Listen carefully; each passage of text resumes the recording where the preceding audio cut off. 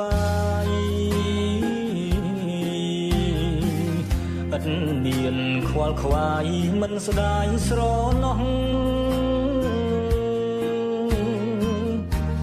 ខ្សែបគុំគ្រឿងញៀនបំផ្លាញទ្រព្យអស់ពុកម៉ែរងគ្រោះព្រោះកូនអំព្រៃ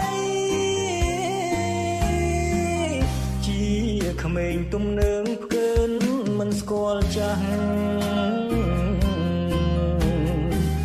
យំឡើងដឹងច្បាំងចូលក្លឹបរាត្រីបងតូចបងធំឆ្លងភូមិពីបីបងក៏គ្រោះភ័យដល់អ្នកស្រុកភូមិ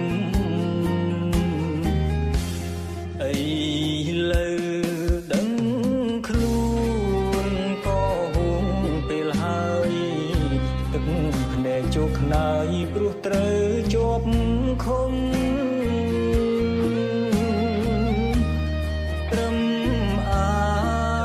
នឹកខ្លួនត្បិតឃ្លាទ្រនំទុកអើយទុកធំក្រៀមក្រំអរាបត់ចំរឿងនេះកូនជ្រៀងសុំទោស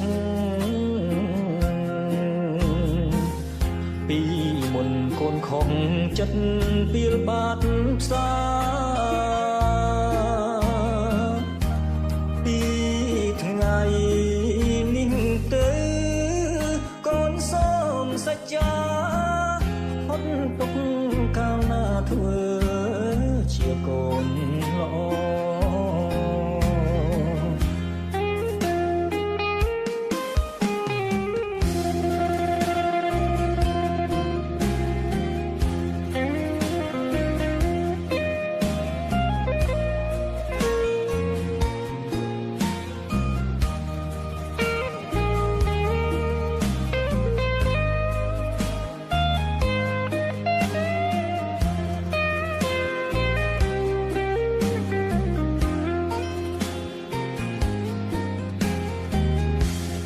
អីលើដឹងខ្លួនក៏ហួងពេលហើយទឹកភ្នែកជោគខ្នើយព្រោះត្រូវជាប់ឃុំត្រឹមអា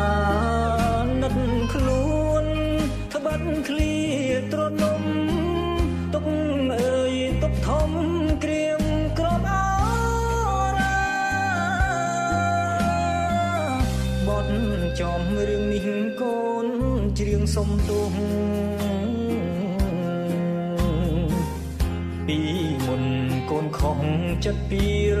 បាត់ផ្សា